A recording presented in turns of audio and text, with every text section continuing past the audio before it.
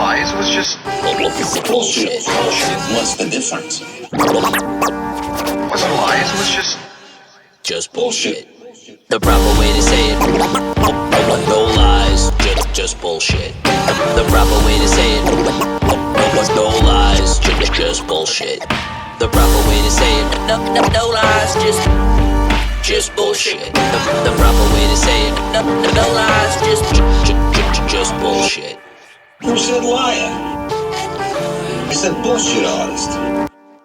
And what's the difference? Because I don't lie. Yo, it's your boy Nicky Jams. This is No Lies, Just Bullshit. Thanks for tuning in. Yo, this is it. This is the one. You found it. No Lies, Just Bullshit. Number one tattoo podcast, storytelling podcast on planet Earth. And we're glad you made it. I was in the middle of doing this, and then I had some friends, my dear friends, AJ and Sarah from Kings Avenue popped in. And man, great seeing them. Good folks, man. Really, really great to see them. And if you're listening, then that intro you just hear, that's AJ talking when he says no lies, just bullshit. Like that gravelly, rough voice. I had to have that for my intro. That's my guy. So shouts to AJ and Sarah and Kings Ave and all those folks. Shouts to all you guys. Thanks for tuning in. We got an amazing episode for you guys today. But first, AllianceTattooSupply.com. Listen, Fred, Josh, the whole staff, they're good people. These are tattoo guys. These are people who do what they say and say what they do and what they mean and all that other good stuff. And they just do it right and they support No Lies, Just Bullshit. And so if you want to support us, go over to AllianceTattooSupply.com and support them. It's all like a cyclical thing. And, we kind of help one another. And they have everything you need to run your tattoo shop. So AllianceTattooSupply.com, power supplies, table drapes, pouches of any kind, gloves, you name it. They got lineage needles, all that stuff, man, and they're great folks. And, I learned a long time ago, the best way to sort of, I use the word vote because it's the easiest way, but you vote with your money. Like, I'm not into politics and left or right and all that shit, but, I put my money toward things that I believe in. And they're not a big corporate entity who's fucking everybody. These are family guys, and they're good guys, and they're tattoo guys, and so support them. And Elias Tattoo for President. And they're supporting Shando Rose. Shando Rose, 7th, 8th, and 9th of August. It's going to be ill, okay? I'm not going to sit here and try to name all the people again because I screw it up every time, but it's going to be dope. And two of the tattooers from Kings Avenue, like I said, AJ and Sarah were just here. Will Lawley and Mike Brummett are going to be here tattooing. Man, I talked to Mac Tyre last week, Mike Wilson, Timothy Hoyer, Chad Chesko, Mario Desa. There's a girl in the lobby right now. She got a tattoo with Mario. So it's going to be dope, and you guys should come check it out. In addition to the 20 tattooers that are coming from all over the world, Brian McNeil coming from Italy. It's going to be like a who's who of tattooing, just kicking in the parking lot, just hanging out, just celebrating 25 years of Alley Cat Tattoo. We're very proud. We're very excited. So please, if you're in the area, if you're a tattoo collector, if you're a tattoo admirer, if you're into the culture, come check it out. It's going to be a lot of fun. That's about it, really, for announcements and old stuff. New stuff, Christian Elias, Elias Tattoos on Instagram. My man is a Inksmith alumni, and he's at Serpent in the Rainbow. And so last week we had Dean Denny on. Dean's been a friend of the show for a long time. Back in the day, man, Dean did a shop talk with us that was just phenomenal. He's just a thoughtful guy and insightful when it comes to tattoos. And man, Christian is just, man, when I was there, he was laying out this kid's stomach. Great tattoo, giant, a couple different lettering styles. It was super dope. Everything he does is super duper nice. And I had met him before. I'd been around him at a couple parties. I think he told me the day we recorded this that we met at a party, but he was on shrooms or something. I can't remember. He said, maybe he says it on here. But anyway, we never really had a chance to kick it very much. We've been around each other. And we have a dear mutual friend in Mac Bibby and Cody Klein, a handful of people that that mean something to him, mean something to me. We have some good friends. But this is my first time to really sit down and talk to him and hear his story. And, man, great storyteller. We had a great time. I'm lucky I get to do this, man. I'm lucky I get to do this. I had a crazy 4th of July weekend. My man Spanky Johnson, if you follow me on Instagram, my bulldog Spanky Johnson, who's on there sometimes, he had a full-size corn cob and had to have emergency surgery, so I didn't get to celebrate. But when things like that happen, I'm like, just really appreciate the life I'm able to live and the things I'm able to do and the people I'm around. And I'm a lucky fella. And so, yeah, I feel grateful. And I feel grateful to sit down and be able to just post up at Serpent and Rainbow. And these guys, I talked to them the day before. And the next day, they're like, yeah, we'll give you a couple hours each of us give you a couple hours of our day on no notice to help me out, to help you guys out, to tell great stories. And I'm just feeling fortunate. So thank every single one of you guys for tuning in. If you're a fan of Elijah's Bullshit, you can make it to Shenandoah Rose. Come shake my hand. We'll have a drink. And here it is, Christian Elias, No Elijah's Bullshit, episode 400 and some. Put your hands up. Put your hands up. Bring it back to the streets. Put your hands up.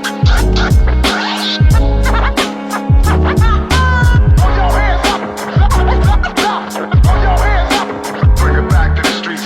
All eyes on me. Hear me. So we met at Eastman before, right? We met at the 35th. Yeah, I thought so. I was on mushrooms. That was hilarious. I was on whatever not whatever, but I was definitely microdosing mushrooms, drinking a lot, and smoking weed. Yeah. I remember meeting you because you gave me a sticker. I think it was either Porter or Andrew Connor. Somebody designed it, and it was a tiger. Oh, was it that one? Yeah. You could do that. Yeah, it was funny because you gave it to me, and I was like, "Thanks, man. I got an appointment to do a fucking tiger on Wednesday. I'm gonna use this one." And you were like, "Right on." I was like, "All right," and I just walked away. I was way too high to have a conversation. That's good. That's all I could get out. There's something to be said for when a man has a job to do, and he goes, "Somebody already did that job. I'll just." Yeah. That's the first thing I thought of. I was just like, "I'm gonna do this. I'm gonna use this tiger. That's a great one." Well, there's times that it's appropriate, and there's times that it's not, right? Yeah. Mike Rennie told me a long time ago, I've quoted him 20 times on here, he's like, I'm not going to draw you a clipper ship because Jerry drew the one already. Mm-hmm. And that's the one? Yeah. There's no reason for me to be drawn. You got a couple angles out there, too. Yeah. He's like, I'll tattoo it my way. Yeah. But that's the one. You know what I mean? Yeah. And so, sometimes you see a tiger, Richie did a pretty good job, Mm-hmm. So what year and where were you born? I was born in Charleston, South Carolina, a little area called Johns Island. It's outside of Charleston, but no one's really heard of Johns Island Actually too on much. an island? Yep. Yeah. Got to cross one of 3 bridges to get there. You know what I mean? Are your people still there? My parents are still there. Yeah, that was back in '92. They've been there since I want to say the late '80s. Because my brother was born in Florida, so it was probably like '89 or '90 when they got to Charleston. Tell me about island life. I know it's not Samoa or fucking Hawaii, but it's island life. I mean, we're right down the street from the beach, so I spent a lot of time on the beach as a kid. Also, like a lot of people now, they think of Johns Island, they think of like, it's blown up. There's apartments everywhere, there's shopping centers everywhere. But when we grew up out there, man, it was like, just tunnels of trees as far as like the roads go. Like going anywhere, you're just driving through tunnels of trees everywhere you go, And neighborhoods were like few and far between. Like our neighborhood was quite a ways onto Johns Island. And that being said, man, when I was like 14, I remember my friend's mom had a Z71 with the American flag on the side, the one? Yeah, bro. And it was loud as fuck. Yeah. So we had to put that bitch in neutral, push it down the road to drive 15, 20 minutes to get to the nearest, it's probably like 25, 30 minutes to get to the nearest like Waffle House when we were kids, like 16, 15, whatever, pushing the car out the fucking driveway. I did that shit. Just to get down the road because like there was nothing to do. Yeah. So we got in a lot of trouble in that neighborhood. It was a newer neighborhood, Habitat for Humanity neighborhood, so it's like all the families were young, or like so younger. Habitat for Humanity, that means they came in and built homes on a piece of land, families to be placed? Yeah. That needed help? Yeah. So it's basically like lower income housing essentially, but like out in the country, island life kind of. We had that where our house we didn't get our house that way, but our house got redone through HUD because of the same thing. Like we just didn't have money. Yeah. They came in, put baseboard heaters in, and put siding on and a new roof and shit like that. Because of the structure was fine. But a lot of houses where my mom still lives were built for just like little modules that were built for that. So, growing up out there, like all the families were younger, all the kids were around the same age, so we got into a lot of trouble. You know what I mean? If somebody was out of town, we didn't really go out of town too much, but when somebody was out of town, somebody was gone, there was always somebody in the neighborhood for us to get in trouble with, you know? Yeah. And then we got a little older, and then we had, like, bonfire parties. Like, you find a random field, you know what I mean? Bunch of fucking teenagers and a bottle of fucking Everclear that we're mixing with Mountain Dew. Used to drink this shit called Bullfrog back in the day when we were like in high school and shit, and it was just a mixture of like Gatorade, Mountain Dew, pineapple juice, fucking lemonade packets, whatever we could do to not make it taste like shit. You know? But that plus Everclear? Yeah. All mixed together. So rough. Yeah, it was terrible, but it was like what we could find as far as like, hey, mister. Super cheap. You know what I mean? Yeah. You go to the corner, hey, mister, get somebody to buy you some beer, whatever, but it was like we didn't have much to do except find a field to party in, or somebody's parents were cool enough to like let us drink in the fucking backyard or whatever. Yeah. But it was country living, you know, it felt like it at least. It's, as far as I knew when I was growing up, Very like this is similar to country how I grew life, up, you know? But in the woods instead of by the water. Yeah. But I mean, did you spend the warm months just fucking swimming and surfing and all that kind of shit like that? I never surfed. Never surfed. Fishing? Yeah, fishing a little bit with friends here and there. We had, you know, like I would go stay the weekend with a friend. Their parents had a pontoon boat. You know, like I was always friends with kind of everybody. You know what I mean? Like I grew up in a predominantly black neighborhood, a couple Mexican families in the neighborhood, but I went to Catholic school. So I met a lot of friends that had a little bit, you know, they're a little more well off than we were. Yeah, a little extra cash here and there, you know, and they had four-wheelers, pontoon boats, and all that stuff. So summertime, I was like, I'm not trying to be home. Like, I'm trying to go fucking ride a four-wheeler, you know what I mean? Or ride a dirt bike or whatever. The freedom attached to riding a four-wheeler when you're a country kid. Oh, yeah. You might as well have been a spaceship. You know what I'm saying? Oh, I mean, we were, the main road that I grew up on is Bohicket Road, and there ain't much as far as like, you know, there's the road and there's trees. And I remember I had a buddy of mine I grew up with, lived like a mile and a half down the road, taking a golf cart down that road. Sketchy as fuck. But we were like 14, just trying to go hang, and, you know, we were like playing paintball and shit. Like whatever we did was out in the woods, was outside, you know what I mean? Riding bikes, whatever.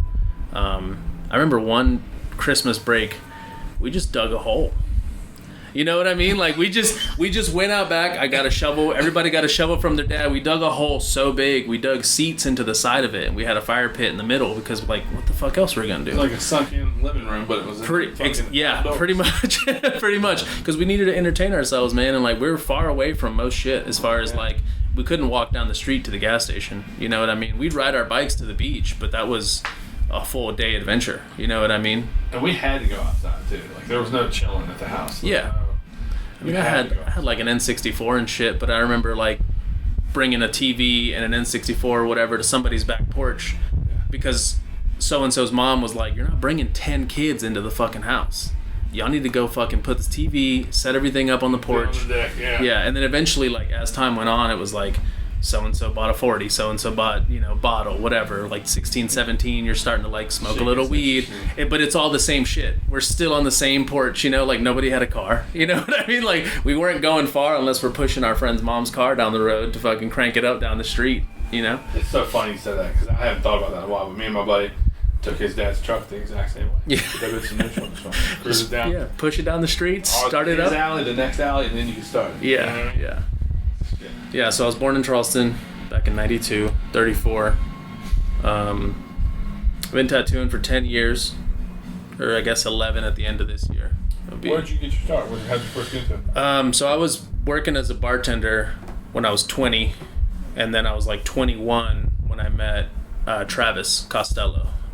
He is the owner of Mr. Tattoo down in Jacksonville, Florida now. Mm-hmm. Great tattooer, crazy good machine builder, learned how to build. I think he learned quite a bit from Mike, but he was fucking with machines when he was teaching me how to tattoo. He worked at Inksmith. He worked at Inksmith, yeah, before he opened up Mr. Tattoo. So yeah, he taught me how to tattoo at Charleston Tattoo Company, which was the only shop on Folly Beach, on Folly Road, out towards the beach. So tons of fucking traffic. And I was bartending. He told me I should come by the shop sometime and hang out. Were you drawing? Had you shown interest, or? I've been doing art since I was a kid, man.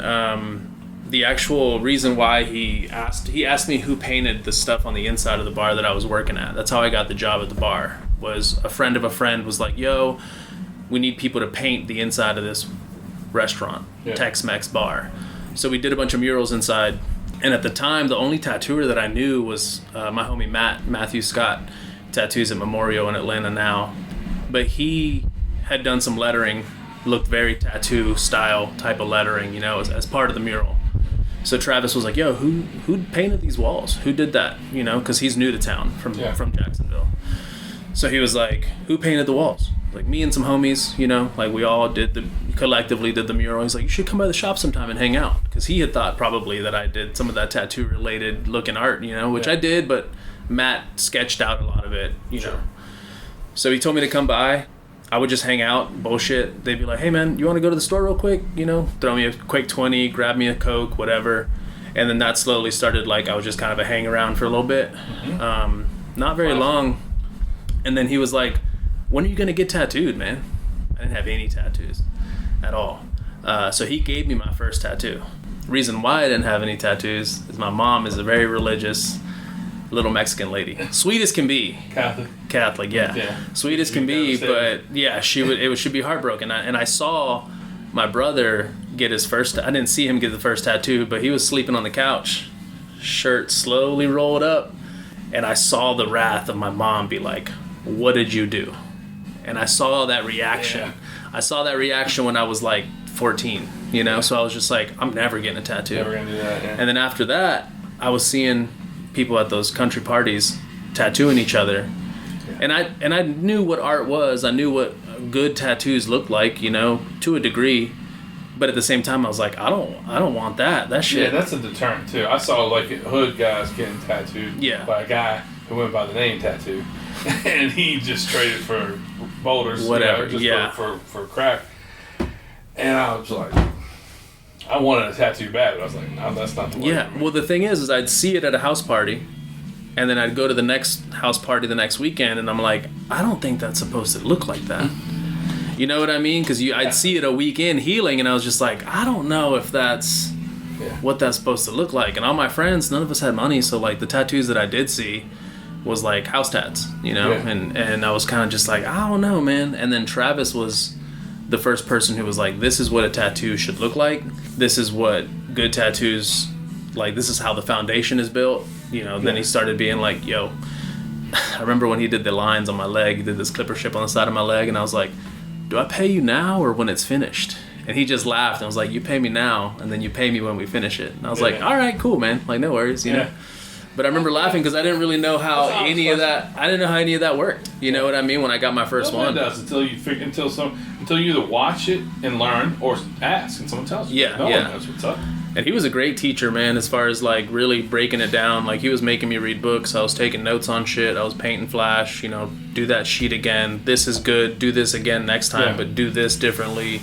He was great. How long was he in? Like, who turned the lights on for him? Who let it? I wish I could remember his name. He was a guy out of Jacksonville.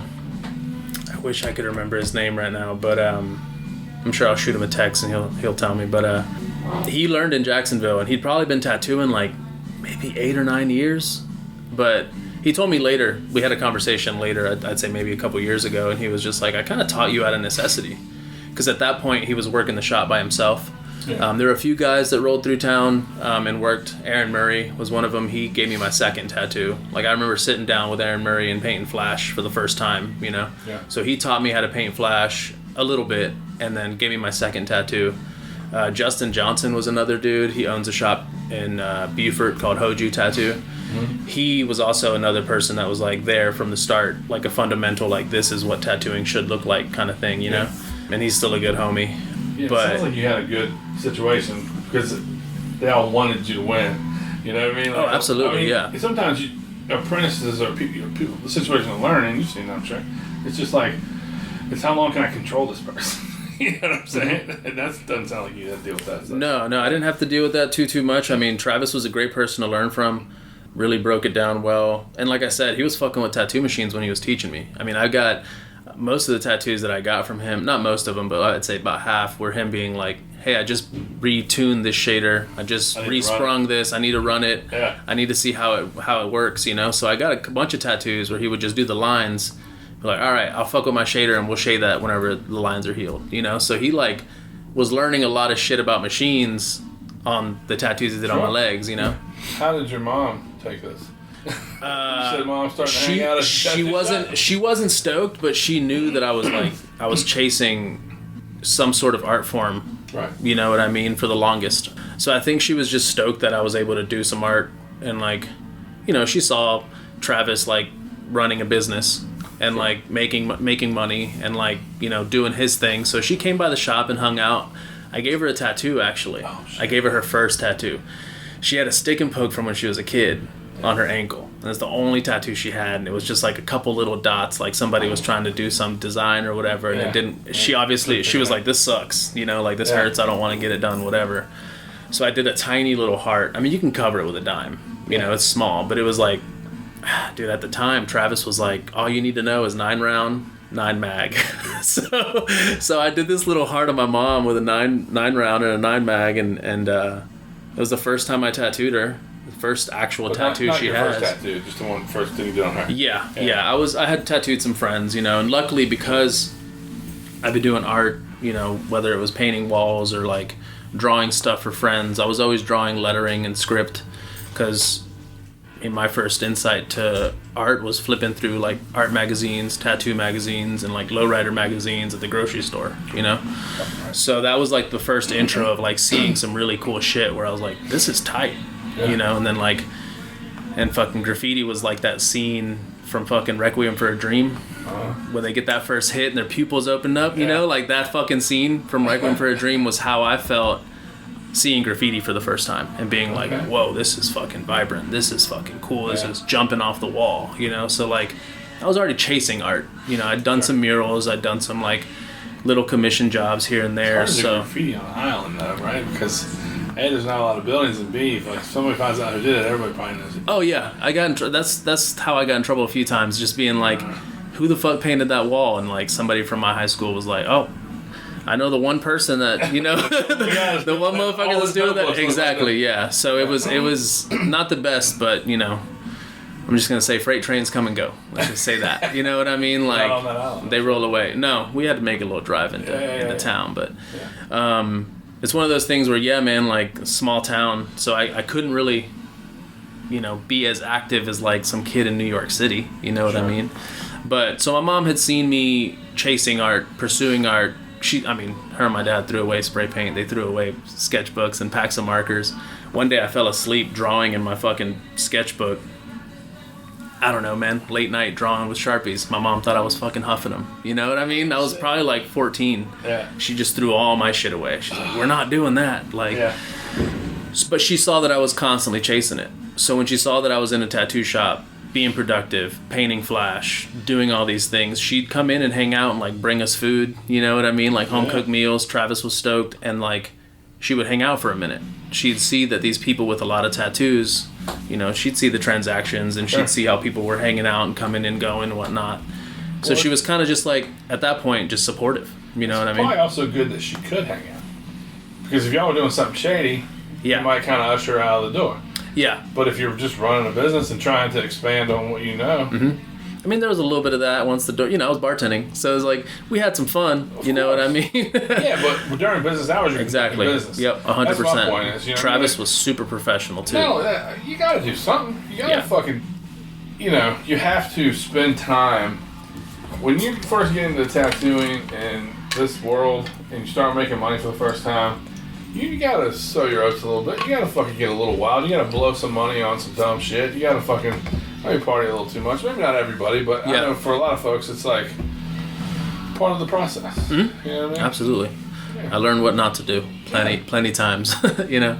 But that being said, like being involved in the art scene locally, did a couple art shows with friends in high school and stuff like that. All my friends were quick to be like, "Oh, you started tattooing? I got this sleeve idea." And I was just like, I can't do that, man. Like, but go to Travis. Sure. So anybody that came to me wanting something out of my wheelhouse, I'd be like, yo, go to Travis. Go see Travis. So eventually when he told me that he taught me out of necessity, it was also like he was teaching me because I was the local kid. Sure. I was always on the beach. Connected to Always everybody. bartending. I was constantly like, people at the bar be like, you tattoo, right? I'm like, no. I'm far from being a tattooer, but go see this guy.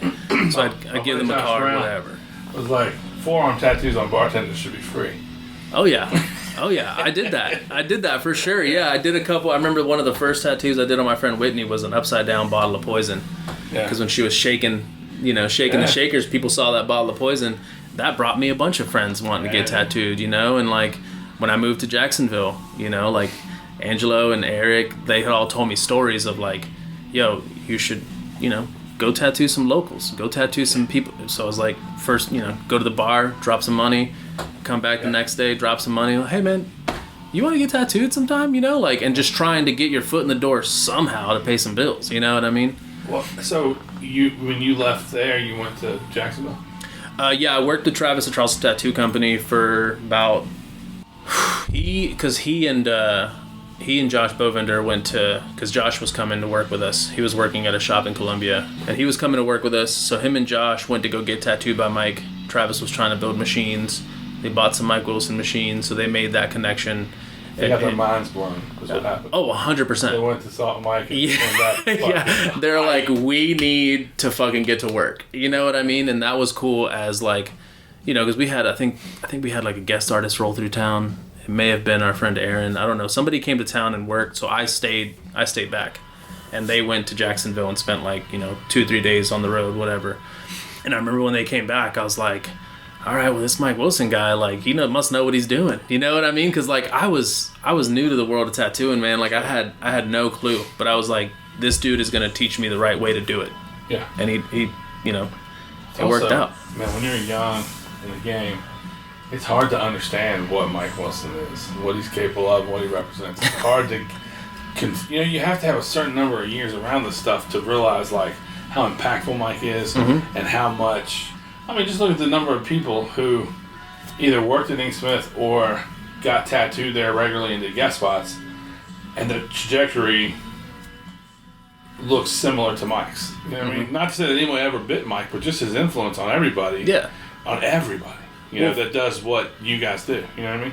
Yeah. And, I mean, Travis had obviously told me the name before. I went down to Jacksonville. I got like maybe my 6th tattoo from Mike Bruce. And I actually called the hotline a while ago. Maybe like I'd say like 2-3 years now. Yeah. And I told a story about when I was trying to get tattooed by Mike, because Travis was going down there to work at a place called Black Hive. He was going down there to do some appointments and tattoo some friends, and he was like, "You should try to get tattooed by Mike Bruce." I was like, "All right, yeah, of course. That sounds best thing anybody's ever said." Yep, exactly. So I called and I was like, "Hey, I want to get an appointment with Mike Bruce." And they said no. At the time, this dude, David Wallace, was working the desk. He was like, all right, man, well, come on down. Like, Mike doesn't make appointments. I was just like, well, but hold on. I'm coming in from out of town. I don't think you understand. I had no idea what the fuck I was doing, man. I was like, I don't think you understand, man. Like, I'm driving from out of town. I want to make an appointment. He's like, he doesn't make appointments, man. You got to walk in. You got to just come on in. He'll be here, like, he'll be here these days. Yeah. And I was like, yeah, but like I'm driving. I'm only gonna be there for this one day. He was like, Mike works that day. So come in. And I was just like, all right, man, that sounds good. He's like, do you want to talk to Mike? And I was like, what? I can talk to Mike? Yeah. I was like, yeah. Were you frustrated, or did you think there was a disconnect? I was just like, I didn't think he was like trying. I don't know. I have no idea. I feel like he was. I'm assuming you probably thought he's not trying to help me out here, but I'm serious and I need to get. Yeah, this done. like I'm trying to get some, trying to get a cool tattoo from somebody that like I look up to as far as tattooing goes, like, and in more ways than that, artistically as well. So it's like, puts Mike on the phone. Mike's like, what's up, man? Hey, man, I'm coming in from out of town. I want to get tattooed. He's like, all right, man, what day are you coming in? Thursday or whatever day it was. He's like, cool, I'll be here, man. I'll see you when you come in. I was like, well, you want me to come in at a certain time? He's like, we open up at noon. Get here at 11:30. And I was just like, all right. And I hung up, and Travis was tattooing. He's like, did you call? I was like, yeah. I was like, what'd he say? He's like, he said to just come in, I guess. And he was just like, yeah, Mike doesn't make appointments. I was like, then why the fuck did you tell me to call? You know, like, why'd you let me call him? You know, somebody explain what that. Oh, it was so perfect. But yeah, man, I got a really cool tattoo from Mike. I got a rad pinup girl on the back of my leg. Nice bold black line. He put a black circle behind it. No black shading in the tattoo itself. Yeah. And that blew my mind. I was like, wait, you can put black behind something and make it jump the way that this jumps on my complexion? You know what I mean? I'm like, fuck yeah. Okay, cool. Yeah. Just taking notes, you know what I mean? That was like my 7th tattoo, maybe. I love Mike Bruce story. Such a beast. Yeah. And for folks listening to this, you'll get in. Oh yeah. Oh, absolutely. If you do exactly what they tell you, and the day that you can come in, you do come in, and you're there before fucking 4 o'clock. Mm-hmm. Mike Bruce will get you in. Oh yeah. I've seen him do it. Yeah. Oh, and when I got there, I pulled up, had a chicken biscuit. I pulled up, ate my biscuit. Car pulls up next to me. Both sides, I got cars beside me. All right, fucking get in the door. It's like, yo, you were here first. You know, let's talk. Whatever. Get you lined up. What do you want to do? Cool. Right. Who's up next? He talked to everybody. Like, cool, y'all sit tight. I got you. I'll take care of him. Take care of him first. Everybody was super patient. Yeah. Everybody had their ideas, whether it was printed out or on their phone or whatever, or just telling Mike what they wanted. He cooked it up and made it fucking happen. It was fucking really cool to see. I saw him. He was finishing a tattoo. It was the weekend of the 35th. Mm-hmm. He was finishing a tattoo. Had an appointment, or had a guy lined up from the same day for a rose of no man's land on the side of his neck. Finished the tattoo he was doing, outlined that tattoo, took a break, drew 2 tattoos for these 2 ladies that came in, and then talked to my buddy Jake and said, what do you want to get? And he's like, I have skull and crossbones on the back of my neck. And he's like, yeah, just stick around. And he did all that shit in fucking less than 3 hours. Drew them up, tattooed them, back of the neck and side of the neck, and 2 walk-ins. And finished something that he was like 3/4 of the way through when we got there. Absolutely. So sick. And he's nice, and he's happy, and he's, you know, I don't know, man. I don't know if, like, he's the type of guy, I think, that he would never describe himself as happy. He's always treated me really, really fucking good. Oh, yeah. I like the hell out of him. But, man, his stuff's tough. And they look like tattoos, every single one of them. I remember my first time covering a shift at Atlantic. I was nervous. And I was like, I'm going to make an appointment on that day so I can, like, I'm going to flex. You know, I'm going to do a cool tattoo while I'm there. Because I had this one Navy kid that was coming in getting cool shit from me. Bro, Mike did like fucking 5 or 6 tattoos in the time it took me to do this one tattoo about this big. He kept coming in and checking in on me, you know, and like... He slayed everyone. Oh, crushed it. Did he send them in to show you? I mean, I remember I was Love that tattooing... move. When the tattooer finishes up and sends it to we check it out. Check it out real quick. Yeah, it was killer, man. It was really cool. I got to... I had a really solid foundation learning from Travis because he put me in the right direction with everything. You know what important? I mean? I talk about it a lot. Me and Dean talked about it a little bit. It's like, there's more than one side of this game. Mm-hmm. And you're exposed to the right people, you know? And you gotta be fortunate for that. Because if you're exposed to the wrong people, either you take up the wrong shit and do the wrong thing your whole career and don't know any better, or you have to figure out that it's wrong and then find the right people. Yep. You have to do that. One thing I remember from my apprenticeship is Travis used to say, practice doesn't make perfect. Practice makes permanent. If you practice something wrong, it's the way you're gonna do it. You know.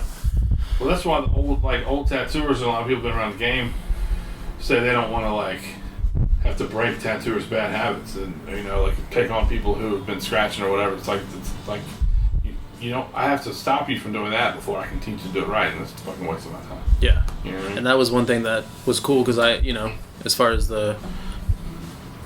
how it translated with painting, the way that I was painting, it translated pretty well as far as even like the community side of it as well. Like tattooers traveling, tattooers passing through town, making connections in different cities, all that stuff. Like that was happening as far as like the graffiti side of things was. You know what I mean? Like I'd had homies that were coming in from out of town. You'd go to a house party, you meet somebody, you end up painting with them that night.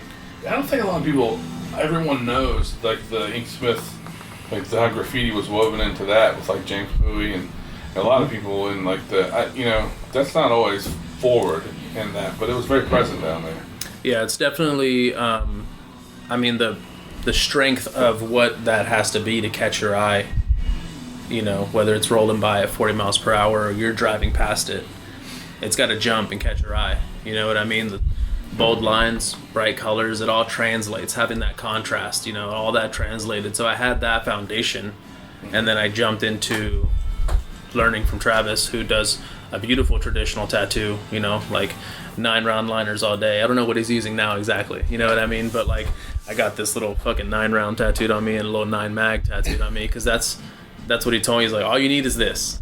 I was like, all right, cool. So for the first like year, I was like, if I can't do it with a 9-round, that's not what a tattoo should look like, you know? So I was trying to do like, eventually, you know, he was like, oh yeah, here, borrow a 5. What are you doing? I was like, I don't know. I thought I could blow it up a little bit. I was trying to convince everybody to fucking blow it up. You should probably blow it up just a little bit more so I can actually do this, you know? Sure. But back to having that connection artistically with like the local scene. Whenever it was time for me to start tattooing friends, everybody was like, yeah, you got this. Yeah, sure. Whatever you, go for it. You know, like. They so I as an artist already. The public don't understand that just because you can oil paint doesn't mean you can tattoo. You know what I mean? Yeah. And all, you know. No, and they were trusted you already because they seen that you did some shit. Yeah, a lot of homies were just like, sure, do it up. And Travis, he did promise a few people like, yo, if it sucks, I'll cover it up. Right. And so I did see a couple of my first apprentice tattoos get covered up, but also he was locking in like, it's like, oh yeah, in order to cover this up, we could do a big rock and then we could do an octopus and some waves. So I started kind of taking notes on how he was selling tattoos, like. Oh, the art. The art of selling tattoos is a beautiful thing, you know. And talk about it, dog. And it was one of those things where like I was like, okay, cool. He's taking notes. He's making sure that I'm being fed, doing my apprentice tattoos for $20, whatever, you know, like a little extra cash. Because eventually I quit bartending, so I was sleeping at the shop. You know, like I was just staying at the shop, so I didn't have to drive all the way back to the island. Save me some gas money. Yeah. I was just sleeping at the shop, waking up, mopping. Make sure they were all set up. And when I was still bartending, I was out the door at 6:30 or 7, but I had already been doing paperwork. I mopped and swept. I did everything I needed to do. All Travis had to do at the end of the night was like break down. Mm-hmm. I'd come in the next morning, mop, set the shop back up. Yeah. So I was like bartending, go to the shop and sleep, apprentice, bartend, doing that for a little bit. Eventually I quit bartending, and Travis was like, it's probably like 6 months in. He's like, you got $600 on you? And I was just like, you need to borrow $600? Like, and I was bartending, so I had a little bit of cash, you know? He was like, no, there's this guy from Infinite Irons, which is the first tattoo machines that I bought. Was a traveling salesman dude, door to door, knocking on shops' doors and trying to sell some machines. What year do you think it was? That was 2014 or 2015. So yeah, that was my first set of machines, $300 each. One of them had like a what the fuck's that Illuminati fucking pyramid with the eye on the side. I thought they were so sick, you know, like yeah, it was. So bought those machines, and he was just like, yeah, go up front, talk to that guy, pick 2 machines, you're good. It's a solid company. The dude was based out of Jacksonville, I'm pretty sure, if I'm recalling correctly. So I bought those machines, and yeah, man, Travis. That's a huge moment. Yeah, huge moment. 2 machines huge that belong moment. to you? Yeah, my machines. Yeah, dog. I thought it was great until I remember Travis put me through some shit. I had an appointment. I was like, yo, I'm tattooing my friend, you know, whatever day, whatever, you know. I showed up late that day because I was probably hungover. You couldn't tattoo? No, he fucking took my machines apart and had them in 2 separate Ziploc bags and set them on my fucking station. And I was just like, all right, I guess I got fucking 45 minutes to put these machines together, you know, and like do a tattoo. So it was little things like that where Travis was like sprinkling some like old school type shit, like and it was. I mean, that worked more than a lecture, right? Oh yeah, I got lectures. I thought you were gonna say he said I couldn't do the tattoo, but yeah, sure you can do the tattoo if you can get these machines to work. Yeah. Did you get them on your own? Oh yeah, and he you know, because he was learning how to build machines himself, fucking with machines constantly. So like, I was over his shoulder. Nonstop. You know what I mean? I was watching him. Any chance I got to watch him, I was watching him. And there was a couple times where I got some lectures. I asked him if I could leave early. I didn't clean the bathroom. I cleaned the whole shop before I left, but I didn't clean the bathroom. Yeah. And I hope he remembers this if he was listening. But he's gonna listen. He was like, hey man, how was your trip? I was like, it was cool. I was gone for the weekend. I was probably just going to hang out with some homies or something. I don't know exactly what the trip was. He was like, how was your trip? I was like, it was good, man. Had a good trip. He's like, you cleaned up and everything before you left, right? Like, you took care of everything? I was like, yeah, I took care of it all. He's like, because the bathroom wasn't clean. I was just like, oh, fuck. You know, I don't know exactly how the conversation went, but he was like, I'll see you next week. Take the week off. At this point, I wasn't bartending anymore. Yeah. So I was just like, what the fuck do I do? So the next day, I go to the shop to pick up all my paint supplies. Pad of arches, brushes, whatever. Yeah. Calls me. Hey, man, did you come to the shop? Like, yeah, I picked up my shit so I could have something to do when I sit my ass at home doing nothing. Yeah. Wanted to paint. I was like, I thought I told you not to come back for a week. I was like, you did. I'm not there. I just went by to pick up my shit. He's like, I'll see you. If it was a Wednesday to Thursday, he's like, all right, well, I'll see you on Thursday. I was like, fuck. So he pushed it back another day. So little things like that, like, I never forgot to clean the bathroom after that. Sure. You know what I mean? But it also makes it matters. He's showing you it matters to him, it better matter to you, and it did. Yeah. It's all impactful, man. That is discipline, not hazing. You know what I mean? Like, I don't think it's cool to humiliate people. I don't think it's cool to mistreat people. But to give people lessons that you're trying to teach the importance of what we do, plus, on top of all that, he's sharing with you something that's going to care for you for the rest of your life. Yeah. He's going to make some money off of you, but not forever. But forever, you're a tattooer. Yeah. And so I think those are good lessons to be had. Oh, for sure. You know what I mean? Yeah, I'm grateful for all of them. Yeah. You know what I mean? As far as like... Props to him, man. That's great. Yeah, as far as all that goes, like, I definitely learned. You know what I mean? Yeah. I didn't forget to clean the bathroom. I made sure, you know, those machines were running properly before I had to do that tattoo. And then another time... Didn't show up late, huh? No, I tried my best not to. Yeah. I did show up real late one time, drunk as fuck. Alarm went off. Had to call Travis and be like, yo, what's the code I was so hammered I forgot the code to the alarm.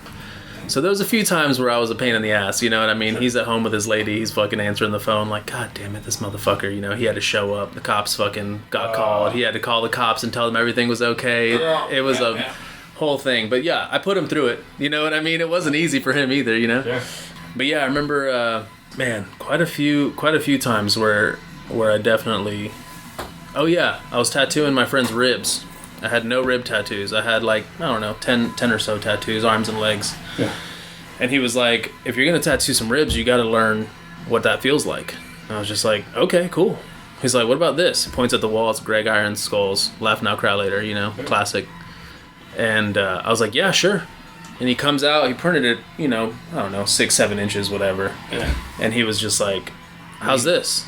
I was like, that's cool, but if it's on my ribs, shouldn't it be bigger? He was like, you want to go bigger? I was like, yeah, let's go bigger. Bro.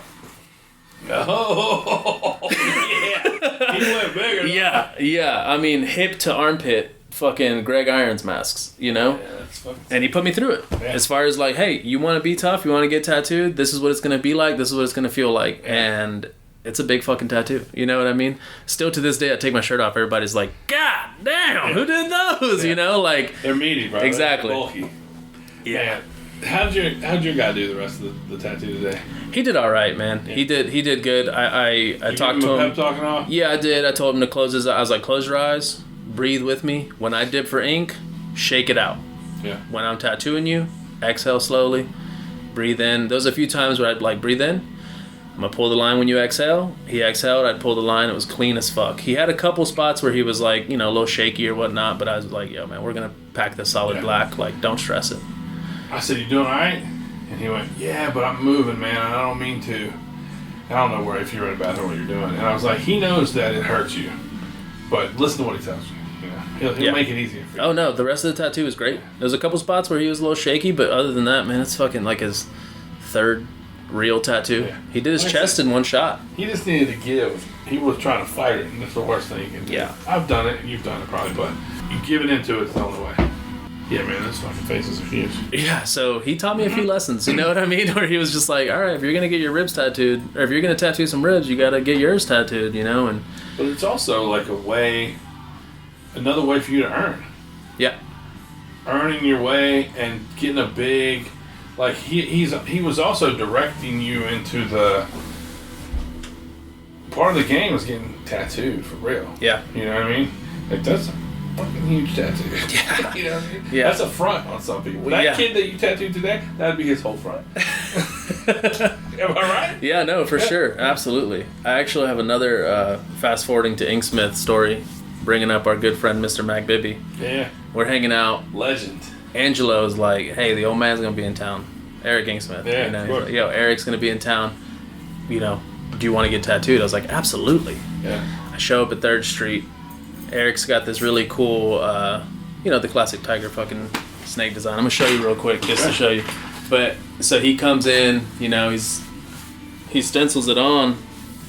That's Eric's tattoo. Oh, shit. That's maybe the biggest tattoo I've ever seen from him. Yeah, 2 sessions. That's cool, man. But That's great. Similar situation. He showed me the design. Mac Baby's like, blow that thing up. You got them soccer player thighs, you know? Yeah. I was like, how much you want to blow it up? Eric just said like 40%. He just yelled something out. So of course, you know, it's boss man. I had to do it. So I blew it up. I fucking came out. The stencil was so fucking big, dude. yeah. And it was that? Sorry. that tattoo was done in 2018, 2019.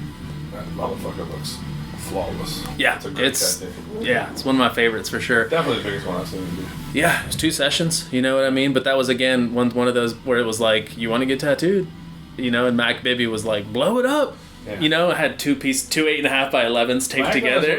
Mac knows what's best for you. Oh, bro. yeah, he absolutely does, man. He absolutely does. We worked together at Beach Boulevard, and I learned a lot from him, too, as far as, like, life goes, tattooing goes, business goes, you know, like, lady problems, whatever the case may be. I brought it to Mac, and he fucking made it all better. You know what I mean? That's dope. I want to hear more about that. So, when you, so you were in Charleston, how long before y'all moved to? So Travis went to go work at Inksmith, and he put in a good word for me with Angelo. I came to do a couple guest spots. I think I'd been tattooing like 3 years at this point. Yeah. I cut my teeth. Pretty green for Inksmith.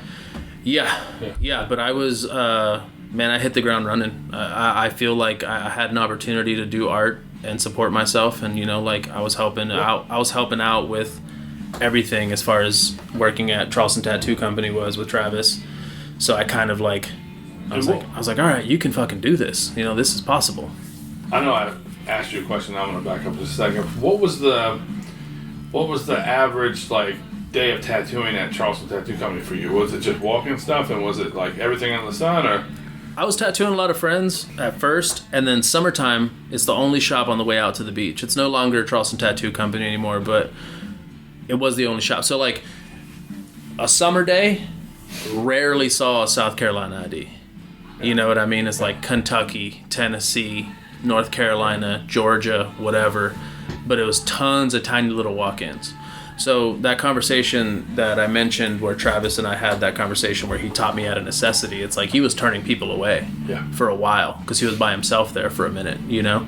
And he'd have friends come visit. He'd have guest artists roll through. But he was turning people away. So I was just picking up walk-ins, you know, like doing little tattoos here and there, tattoo a friend. And then just, I mean, to be real, the old saying goes, I couldn't see it from my house. You know what I mean? Yeah. So it's like I was busting out whatever came through the door. That's real life, though. That's just one of the advantages of learning in a touristy area. Yeah. Is that those tattoos go home. Mm-hmm. And then also, I remember the one time there was like some sort of logo, man. It was like a big ass tattoo. It wasn't too complicated, but it was a lot of black. And I talked to the guy. I was like, where do you want to put it? Let me print it out for you. I did all the legwork, right? I probably shouldn't. I mean, I did the tattoo. But at the end of the day, like, I went up to Travis and I was like, hey, I got this guy all set up for you. He's ready to go whenever you're done. This dude's ready to go. Yeah. He's like, is that the size he wants it? I was like, yeah, where's he putting it? Cool. Asked me all the questions. I had already gone through it with him. I had already asked all the questions to where this dude thought that I was the one doing the tattoo. Mm-hmm. So Travis was like, next time, come and get me. Because he's, you know, kind of making sure that I'm practicing like, hey, if you're going to be talking to an artist, that's the person you're working with. Yeah. Don't do everything up until it's like, all right, cool. Now that we've had this entire conversation, this is the dude that's going to be tattooing you. It's like, nah. And then that dude has to agree to everything you just agreed to. Exactly. And he might not like the price or whatever. Exactly. So he was like, cool, go ahead and do it. And I was like, what do you mean? He's like, do the tattoo. You already did everything else. You got the price, you got the placement, you got the sizing. Yeah. You already did his paperwork. Do the tattoo. I got like 30 more minutes on this person. I was like, are you sure? He's like, yeah, you already did all the legwork. Go for it. Yeah. And that was the type of shit where I was like, that was like, daily occurrences where it was like, he's got people lined up or he's got somebody in his chair. You're the only motherfucker here, so go ahead and make it happen, And like, had a lot of shit like that thrown at me, but it makes you stronger, keeps you on your toes. It's a good thing, man. It's like it's sink or swim scenarios make people. Mm-hmm. You know what I'm saying? And you know that now because he puts you in it a couple times. Yeah. You know what I'm saying? Yeah, and also that being said, going back to what you mentioned about breaking bad habits, when I came to do some guest spots at Inksmith, Angelo knew, Travis taught you.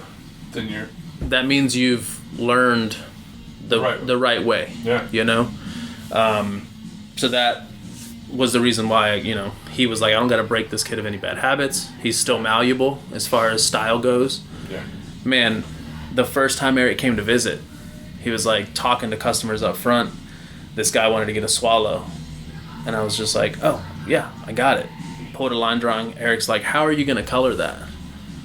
I don't know, man. Some blue, some red, and some gold. Like, Eric's like, start the outline. I'll bring you the color study. I was just like, okay. Boss said so, like, let's get to work. Busted out the outline. Eric brought me, and I still have the line drawing somewhere in a stack of paintings and prints. Eric brought me a color study, man. It had black, magenta, orange, gold, and white in the wings. The most color bombed swallow you've ever fucking seen. And I was just like, okay. I had 3 ink caps fucking set out on my tray. I took my gloves off. I was like, I guess we're gonna do it this way.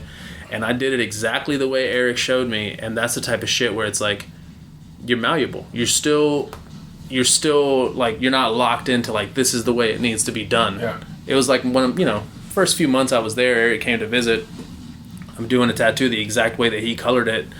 It's like, cool, this is the way that I'm going to approach tattooing now. And his color palette is what he's known for. Oh, yeah. You know what I'm saying? Like, that's the thing that sets his stuff apart. And you didn't have to tell me he did that tattoo. If I had just seen it, there's magenta in that fucking tiger. Yeah. You know what I'm saying? Especially, like I said, in my complexion, that tattoo fucking jumps. It rules. Magenta, gold, orange. Lucky you. Jumps. Not everybody that works at Inksmith has stories like that.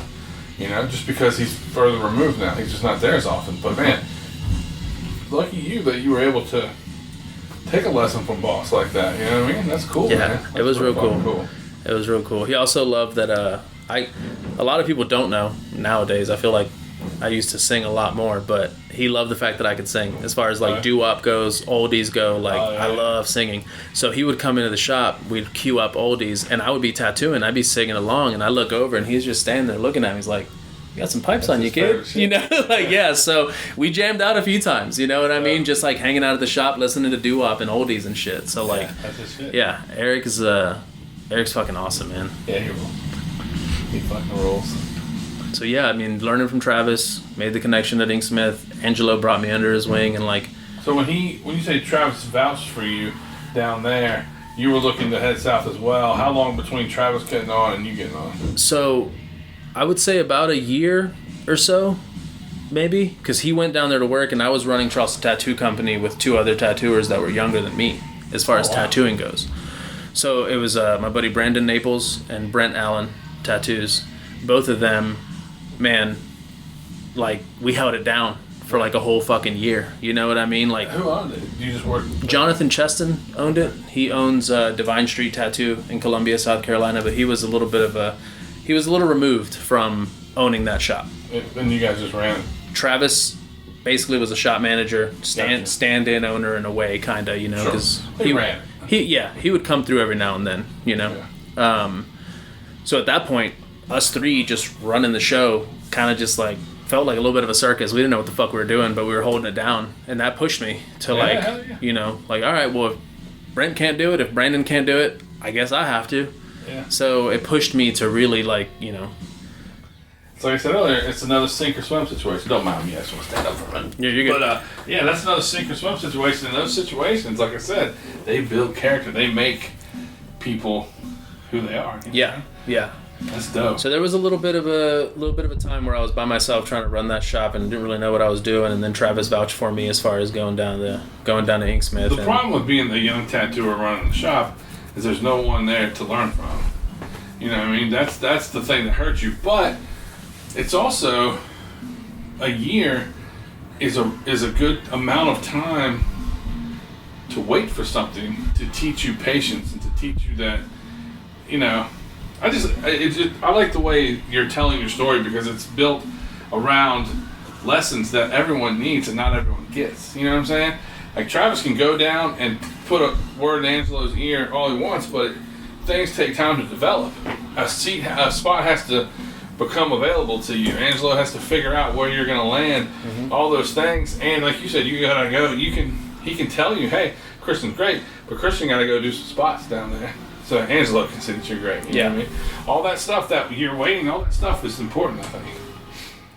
Yeah. Oh, it's always easy. Speaking of those guest spots, man, I one of those guest spots, I went down there. Girl, I had no, so when I was, fast forward a little bit, when I was offered the spot, I didn't even think that was possible. Do you know what I mean? To work like with the legendary it wasn't even like the home of Mike Wilson, the Yeah. home of fucking Mike Bruce. it wasn't even on my radar as far as Polly? like a place that I could work. God, fucking love Polly so much. Legend. It wasn't even on my radar as far as a place I could work, man. It didn't even feel possible. So when that opportunity came about, I was kind of just like, what? You know, I was like, did I hear you correctly? You know, kind of thing. But one of the first times I went down there to work, I did some walk-ins. Two things I want to touch on. Mike Wilson walked up while I was doing a fucking feather bursting into birds as a walk-in. Yeah. Right? And he walks up and he just, you know, stares at the tattoo for a second. He goes, looks good. And just walks away. And I was just like, fuck yeah. All right, cool. You know? Like, Also, that's a notch on my belt. Like, holy shit. Let's acknowledge that you'd much rather him walk up while you're doing that tattoo than when you're doing a panther head. Oh yeah. Yeah. Well, the funny thing is when I was doing that fucking feather bursting into birds, I looked at Mike Bruce's Instagram and I looked at Polly's Instagram. Yeah. Polly, have you ever seen Polly do a fucking bird silhouette? No, It's I don't fucking think so, it's maybe. fucking crazy good. Like it's Everything he does. as simple Sticker, but as simple as it was, feather bursting into birds, it's like, you know, outline on one side, whipped out on the other. It's fucking perfect. And then Mike Bruce with the mag drags. Oh yeah. So I was just nitpicking little tricks. Yeah. And from Polly's my shit favorite is so tattooers down there. polished. God, Polly's shit's so clean. It's You know, insane. we've talked about his tattooing to the point that he blushes. You know, he's always like, Nick, you guys are too nice to me. But I'm telling you what, when he puts something on Instagram, like a lot of times he won't make a post, but he'll put like 15 tattoos in a story. Yeah. And we'll just stand around together, me, Porter, and Andrew, and just talk about it as they fall through. Like he just hits everything he does. Looks like he could peel it off and stick it on this door, and it should be a sticker. It should be a perfect sticker. So good. Yeah. So Mike hanging out while I was, and they were remodeling the shop. So like they're pulling fucking flash racks off the walls. They're fucking We nailed. remodeled those shops 10 times. This is Beach Boulevard. So they're remodeling shit. Mike came by, watched me tattoo for a second, you know, whatever. I got done tattooing. This may have been the next day. I think I was there for like 2 or 3 days. I actually stayed. I hung out with Gordy while I was there, which was really cool to kick it with him and get some knowledge, look at some art, whatever. Was he still down there for that? Yeah, he was working down there. And then this was around Thanksgiving. I think some folks may have gone out of town. Yeah. You know what I mean? So then, out of nowhere, one day, Angelo's like, hey, go down to Atlantic real quick.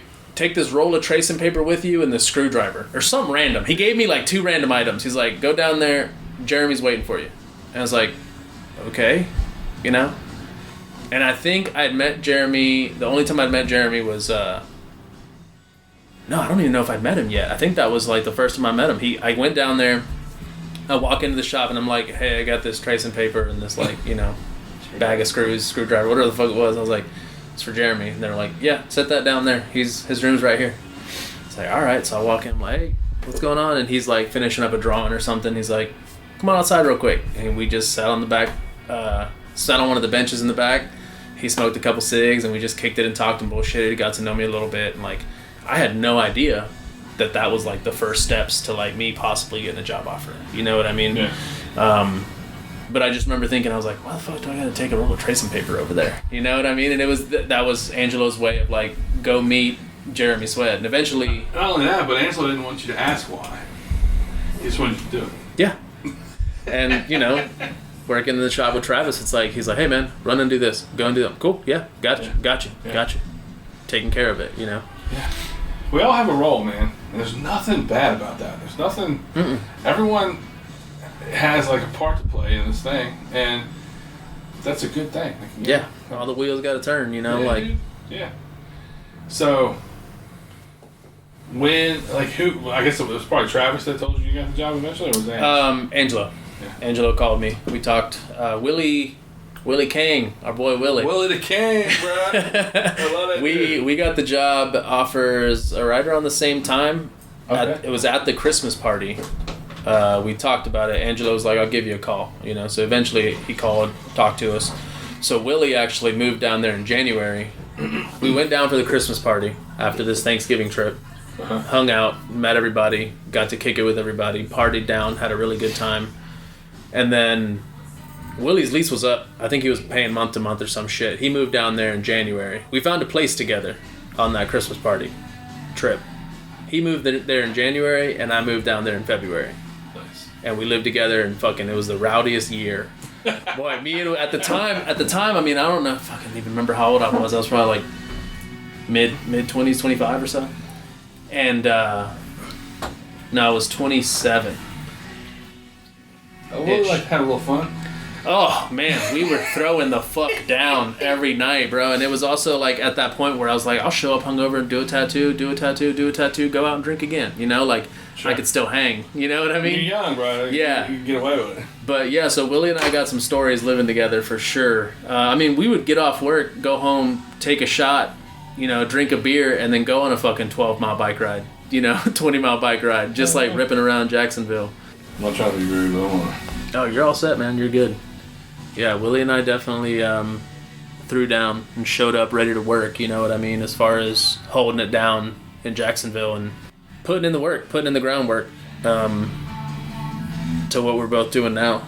Proud of that dude. He's fucking still pulling, I mean, well, that's what. Still pulling the cleanest he's tattoo. He's doing his thing. Jesus Christ. He's doing his fucking thing. Haters will say it's Photoshop. Straight the fuck up, bro. Fucking right, bro. Yeah, fucking Willie's, right. They'll say Willie's that tattoos bro, are but that's Willie the King, bro. Yeah. Me and Andrew are the Lord, there's another guy that we're just like, he's just out here just being better. The Lord gave him that name for a reason, bro. Willie the King. Willie the King, man. Yeah, big dude. Shout to Willie. I love that dude. Look at that thing, man. Such a crusher. Yeah, such a crusher. Yeah, I love him. So Angelo told you. Yeah. And then you went and so you and Willie moved down at the same time. Man, y'all motherfuckers must have had some crazy talks. It's just about the world you came from to the world you were entering. Yeah. Smith and Rogers. Well, Willie was one of the guest artists that came through Charleston Tattoo Company, so I'd known him for a minute from North Carolina, from Charlotte. You know, he was passing through and coming to do tattoos, and he learned a lot from Travis as far as tattooing goes. Sure. You know, like so. So yeah, we already had that rapport. We were already homies for a minute. You know what I mean? So getting to live together and work together, man, it was a lot of fun. And we worked at different locations. We only worked at Beach. We worked at Beach Boulevard on Sundays. Yeah. So that was like, you know, 90s country Sundays where we'd fucking go we would hit the same fish spot almost every Sunday, you know, like the server knew us, like, hey boys, you know, that kind of thing. And like every Sunday that was what we did, because the rest of the week it was us getting home from work, like, what's up, dude? How was your day? You know, what'd you tattoo today? That kind of thing. But Sundays was like, that's the day to kick it with the homie and go get a fucking seafood dinner and say what's up to our every Sunday server. You know what I mean? It was fun. It was a good time. Those are like, you know, you're gonna have a lot of great times in tattooing. You're gonna do it for a long time, but those will be some of the greatest. Oh yeah, you know what I mean? For sure. I fucking love Willie. So what? Just tell me about some of the guests that came through there while you worked there. Because, I mean, everybody worked. Everybody come through. Yeah, that was the other thing, Were too. you also getting tattooed by everybody great all the time? I got some tattoos I'm really fucking stoked on. For sure. I'm trying to think. Yoni tattooed my stomach. Yeah. The monster. Oh, yeah. Yoni tattooed my stomach, and that was cool because someone canceled. Not, obviously, but you know what I'm trying to say. I was stoked. Somebody canceled, I was like, hell yeah. Yeah, for sure. That was cool to get tattooed by him. I got tattooed by Richie Montgomery, little hot stuff devil. Yeah. Absolute legend. And that was him getting me in between his appointments at the Imperial Convention. Because Angelo was like, yo, my guy wants to get tattooed. Yeah. Like, cool. He's like, did you ask Richie? I was like, nah, man, you know, I'm kind of shy. I don't know anybody. Like, I'm just like, hey, Richie, how's it going? I'm Christian. You know, I didn't really know how to approach it. So he was like, my guy wants to get tattooed. Richie's like, send him over. Yeah. And I got this fucking hot stuff devil, man. It's like a fucking sticker. Perfect. Yeah. That's the first tattoo that Richie ever got was a hot stuff. Yeah. With flames around on his arm. But yeah. Which is why I wanted to get a hot stuff from him. He tattooed my buddy Richie at that convention. He did a rose on him, and it just looks just like that. Yeah. It's just fucking It's fucking flawless. great. Yeah. So I did get tattooed by Jeremy Sweat did my back. Let's see it, dog. Which Jeremy was Sweat. I mean, you know, you talk about like all those guys that we've mentioned, plus Scotty, but Sweat is... Scotty did these hands. Yeah, dude. You know, like, yeah. All these guys are so incredible. Sweat is different, man. Oh my gosh, that is so fucking ill.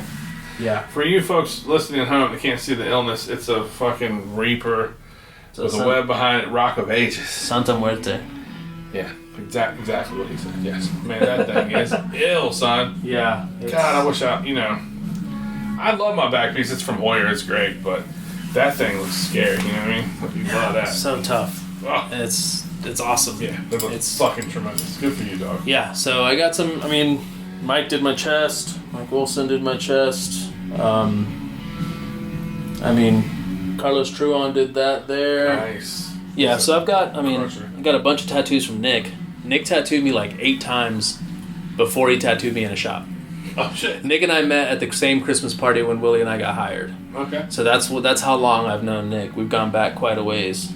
But yeah, man, I've got some, it's Salty Walt out in Colorado. But yeah, being down there, man, it's like you're working with all these people, so it's like everybody's working, everybody's busy. You know, it was like the times I got tattooed were awesome, and it was like, you know, by chance, I feel like, in a way. And of course, I didn't want to just be like, hey, I know like, can you get me in? I know you're busy all the time, you got a family, you got kids, but can you make time for me? I didn't want to really always ask, you know what I mean? Yeah, it's a tough balance, but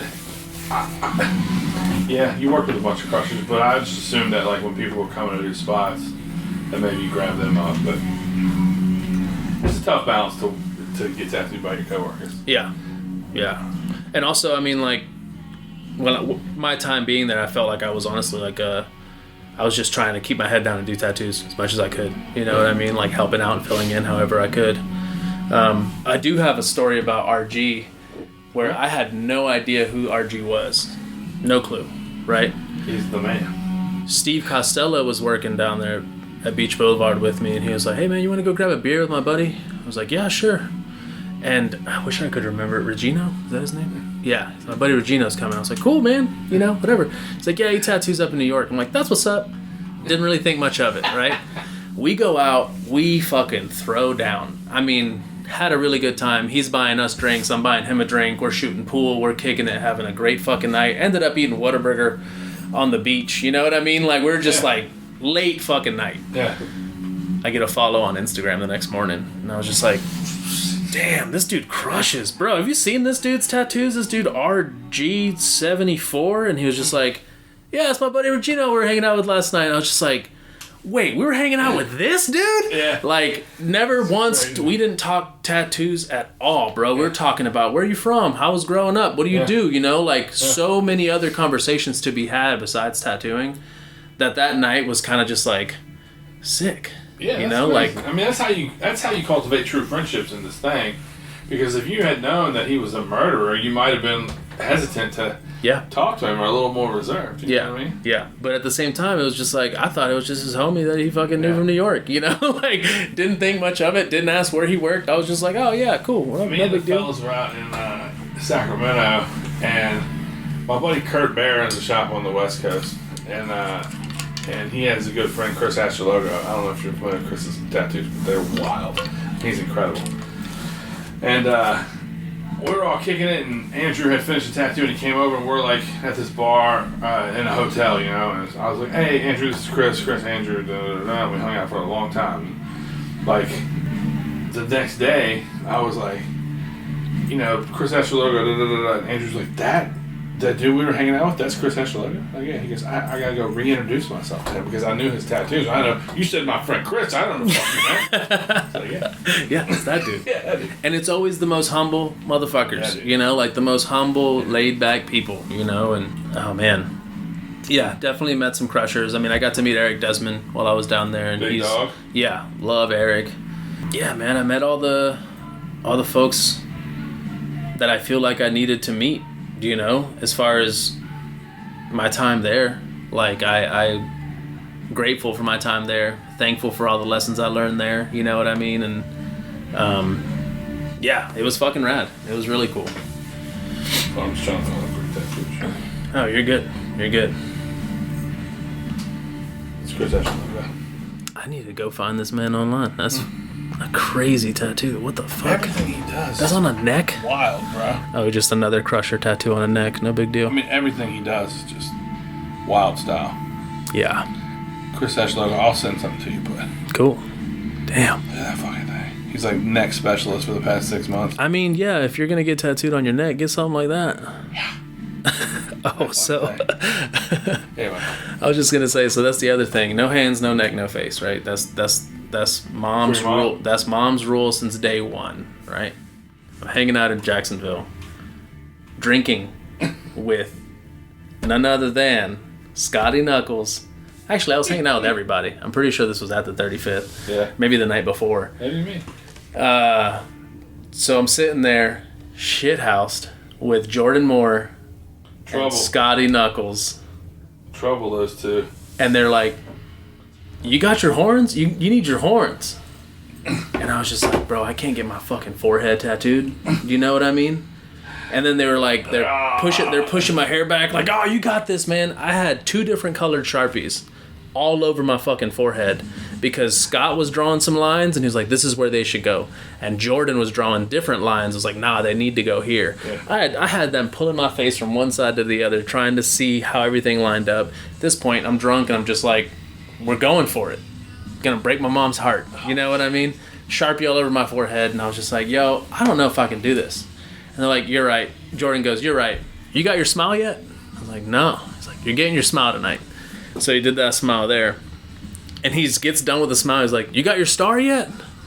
I was like, no. Flips my hand over and does the star in the back of my hand. And that was a conversation with my mom because she was just like, why'd you do that? And I was like, Mom, you can't even see it. You know what I mean? Yeah. Like, you can't even see it. Mom can see it. You can barely see it. Oh, she saw it first thing. You know, it was probably still healing. You know what I mean, when she saw it. But those are conversations that we've had as far as like me explaining to her what those tattoos mean. You know what I mean, to me, and how that stuff handed down from artist to artist, tattooer to tattooer, generation to generation means so much more than just one person's experience. You know. And I'm sure she understands now that you're safely tucked into this thing of ours. Yeah. You're not just a kid tattooing at the beach. You know what I mean? Mm-hmm. You're safely, like, tattoo has wrapped its arms around you. Yeah. If it hadn't, you wouldn't end up in a place like this. Mm-hmm. You know what I'm saying? It just, you have to do the right thing in order for the right thing to happen for you. And your mom, I'm sure she sees it. Yeah, she does. She does. She definitely gets it. How many tattoos does she have now? She just has the one. Just the one? She just has the one tattoo, man. What does she do? She cleans houses. Yeah. She's been cleaning houses since I was a kid. My whole childhood. Yeah. What's your mom's name? So she goes by Mela, but her name is Emerenciana. Beautiful name. Yeah. Always. Way too long for a banner. That's why I asked, because when you said Mexican, I was like, I bet she got the most beautiful name. Way too long for a banner. I remember my friend Brittany Lee did this for me, and she was like, do you want to do mom, or what do you want to put in the banner? I was like, can you put her name in the banner? And she was like, yeah, just write. She goes, write it down for me. I wrote it down. She goes, fuck you. We're doing Madre. Like, we're not doing her. I think it's like 9 letters. Emerenciana. It's a beautiful name. Yeah, it's good. So how long were you in Eastman? And were you always at the same location? I was at Beach Boulevard the whole time I was there, you know, and like I'd fill in here and there at different locations. But I remember working at one of the parties, and I was just hanging out, and somebody walked in, wanted to walk in, and like at that point, I didn't feel like I should even be tattooing in the same room as Mike Wilson or fucking Yoni, but they're both, I think it was Mike Wilson and Yoni. There's a photo out there somewhere that we took, but I was shocked that I was even tattooing in the same room as Mike, you know. Even working at Inksmith, I was just like, this is awesome. Sure. You know what I mean? So I, you know, worked at a couple different spots and filled in when people were out of town, but mostly Beach Boulevard. Working alongside Angelo was really cool. But I was there for about, I think it was a little less than 4 years, because like it was 2021, I hit the road for 6 months and just lived out of my truck, traveled. And that wouldn't have been possible without a few phone calls from Angelo and the connections that I made. Yeah. But I drove through 17 states and I tattooed in 11 of them and just lived out of my truck for 6 months before moving back home. Yeah. Yeah, I was at Beach Boulevard hanging out one night. I think I had recorded with Mac early in the day. It was the same, I don't know, I think it was the same trip. It might not have been the same trip. But Paulie came over like late, and I'm in there drinking whiskey, drinking beers, and smoking a joint. And Paulie walks in like full hunting gear, like camo and blaze orange. And he's got a blaze orange everything's brand new. Oh, yeah. The cooler is brand new and it matches the outfit. The freshest. And we're in Florida. He's wearing a giant fucking thick hunting jacket. But he's fresh as hell. Fuck yeah, it's all blaze orange cap. He comes in with a fucking a cooler. He rolls it into that back break room and he fucking cracks me up a beer and hands it to me. And he's like, "What the fuck?" He just really starts cussing Angelo out because I'm in there smoking joints. And he's like, "How the fuck are you gonna let this motherfucker sit here smoking joints?" And Angelo's like, "How about your mother?" And he's like, "Yeah, your mama this." And they just start fucking going at it, bro. And just, Paula's like, "This is how I fuck your girl," and just like puts his leg up on the table and starts humping and shit. And then Angelo's like, "Fuck you, this." I mean, bro, I never seen either of them that way except with each other. You know what I'm saying? Yeah. And it was so fucking hilarious and so refreshing. And, I think being around Paulie takes Angelo back to, Port City, the fucking way back in the day, Wilmington shit. And it's fun to see Angelo like that. Because he can be a little uptight. He's got a lot going on, Oh yeah, we're gonna need a whole separate podcast for the amount of bullshit that Mac Bibby and I put Angelo through as far as us working together. But man, it was a lot of fun. It was a lot of fun. Man, so Mac and I always eat oysters. Any fucking excuse we can to get some oysters, we're gonna find them. You know what I mean? We fucking love oysters, and I'm sorry, Angelo, for telling this story, but at the time, the clean room was getting used all the time. But, like, when the tubes needed to be cleaned, really, right? Yeah. So it's like a Sunday or something. Mac and I are just chilling. I don't know, maybe a Monday afternoon. And Mac was like, "Hey, I got a bunch of oysters in my fucking cooler." And Angelo was like, "Closing time is 8 o'clock. Working till 8. It was like 7:30. And Mac was like, "I still got those fucking oysters, man. I gotta eat those oysters." I'm telling you, bro, I sat there and shucked like 20 oysters while Mac was finishing up a tattoo. I brought the cooler into the clean room. I fucking put a cardboard box down. I'm a gentleman. I'm, of course, cleanly. All class. All class. So, crack all these oysters. I fucking put a little bit of fucking sauce on all of them. A little hot sauce, a little horseradish. Did the works. We had and I was still drinking beers at the time. Cracked a beer with Mac, waiting for him to finish a tattoo. I'm sitting in the clean room, and I hear ding. I fucking poke my head out. Of course, Angelo shows up at 7:30, and we got a fucking clean room full of oysters. Mac is finishing up a tattoo. He cashes out his... Bro, I had never seen Angelo so goddamn mad. He was like, "Really? The youngest and the oldest? Why the fuck is it always you two?" Like, we're always getting into some shit, you know what I mean? And I'll tell you some stories off the record, but fuck, man, me and Mac put Angelo through the ringer a few days. It was so good. But yeah, we sat there and fucking cleaned house, bro. We crushed all those oysters. You know what I mean? We definitely... Got to. Yeah. That's right. Angelo didn't say, "Well, I'm going to stay here while you eat all of it." Yeah, exactly. Yeah. But he was like, "It's 7:30. Y'all got beers cracked, oysters in the clean room? Like, what the fuck?" And we're like, "Department of Health closes at 5. Like, we're good. We're good. We're chilling. I met Mac in New York at a party and we got high together, and I freaked out a little bit because it was 102 degrees that day, and I started like getting in New my York brain heat is about it. different, bro. Yeah, bro. And so I ended up leaving the party, whatever. The next time I saw him was at, I don't know if it was the 35th or if it was Imperial. But anyway, everyone was out front for a group photo. And, you know, Eric was there. Everybody was there. There was a ton of motherfuckers there. And, like, they're setting up the photo, and I don't remember who was taking it or whatever, but it's fucking 40 people across, you know what I mean? Mm-hmm. And, very last minute, vehicle pulls in, Mac jumps out, he's got on a black cowboy hat, a black fucking button-down shirt tucked into black jeans and black cowboy boots. Everything's brand new and crispy. Styling. And he's like, just sort of making his way over there, and I go, Mac, you look fucking great. He goes, Eric Eastman told me that I had to dress for the job I wanted, and I want to be a cowboy. I said, motherfucker, yeah. right. And he went straight to dead center, bro, in his fucking full-on black outfit, bro.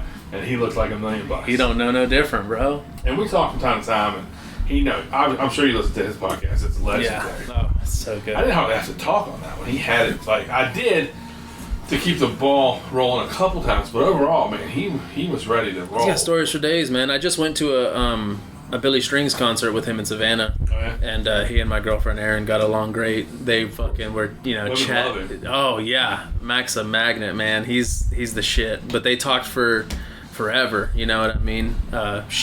We used to work at Liberty in Atlanta. Yeah. So, and Mac spent, I think, like late 90s, early 2000s in Atlanta. So he knew some of the people that she worked with, and they had that connection going, you know what I mean? So, and that was great to see two prominent people in my fucking life come together, you know what I mean? And hit it off great, you know what I mean? It meant a lot. Well, it's comforting that those people that are important to you approve of each other. Yes, That's absolutely. important. Absolutely. You know what I mean? That's great. Yeah, I love Mac, man. I can't wait to see him in Shenandoah Rose. He's the best. So how long ago did you leave? How long did you work in Smith total? I think it was about 4 years. It was like the end of 2017 when I was guesting there, and then I left in the beginning or middle of 2021.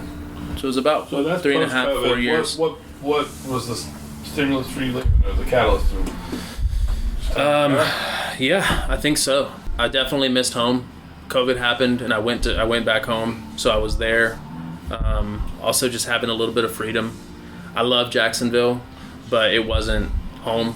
You know what I mean? As far as like, the beach is different, the city's different, everything is so different. I definitely missed home. It was one of those things where I was like, I need to go back home. So that was the game plan, and I hit the road for 6 months because I needed to go see some things and clear my head and you know, do things a little different. And you had Angelo's blessing, obviously, for a little because bit. he opened some doors for you. He wasn't stoked. Of course he was. You know what I mean? But we keep in touch. He just called me a couple days ago. Yeah, you know what I mean? We talked on the phone yesterday, actually. You don't want to lose a good guy that's also an earner. You know what I mean? Yeah. Like, if someone sucks, then you're like, let them go. You don't want to lose the good ones. Yeah. You know, I understand that. But you said he helped you get some spots on the road? Yeah, so. and Mike Woods helped me out with a couple spots. I only cold called one place, and that was in Utah, Salt Lake City. What shop? Oh, man, Nate owns the shop. I'm trying to think of. Nate Drew, yeah. Yeah. Oh, hell, I know the name. I'm blanking on the name, but Nate Drew owns it. Yeah. And I got to work there for 2 days. Tattooed a buddy of mine, and I did some walk-ins. Man, why the hell am I blanking on the name of the shop? Lost Art. Oh, sorry. Yes. Yeah, and that was a good time. That was the only shop that I cold called as far as like send him a message on Instagram and was like, hey, passing through town, can I do a tattoo? But when you say I've been working in Eastman and Rogers for 4 years, usually most people are going to be like, if they know what's up and Nate knows what's up, they're going to be like, yeah, that's I got to work at some awesome shops, man. I worked at Lifetime. I worked at Great Wave. Oh, shit. That's a big one. Great Wave was fucking so cool. Yeah. Everybody's working on sleeves, back pieces, fucking chests, rib panels, you know, like I got to meet Joe Chat on that trip, which is a fucking crazy cool dude, crusher tattooer. But working at Great Wave specifically, man, was bonkers. There was nobody else doing walk-ins. James Yoakum was at a convention, I think, that weekend, and Steve Costello got me the spot there. Yoakum's up. But I just ripped walk-ins. Yeah, James Yoakum's insanely good. So good. But I just ripped walk-ins the whole time because everybody was tattooing. Everybody was working on projects. And I was just walk-in after walk-in after walk-in after walk-in. I was supposed to work 3 days. I ended up working 5. That's dope, though. A, you're on the road and you want to make money. Yeah. And B, they don't want to lose the money. Yeah. Because everyone's busy. So it sort of lets them know, hey, I'll come out there and I'll earn for both of us. You know, it's a good thing. And it's not a shop like Great Wave, and I don't want to speak for them, but I feel like anybody that knows what's up will understand what I mean. When you're known for doing so much big stuff, then sometimes the public maybe write you off for little tattoos. So there's a period where Alley Cat was kind of, unfortunately, driven by appointment only, and it wasn't good for us because if people disregard you for small stuff, then eventually you just disregard it altogether. And now Great Wave's so legendary, that's not going to happen. But, you know, when I hired Richie, I was just like, it was under the condition that he just do walk-ins only so that people know that's what's up. Yeah. And so you want to get those tattoos taken care of so that the public knows they can get tattooed like that. Yeah. And that's a good thing, you know, a real good thing. So how long are you on the road? It was supposed to be 4 months and it ended up turning into 6. Just because it was just like I didn't realize how fucking big Texas was, to be honest with you. I had to cancel some guest spots.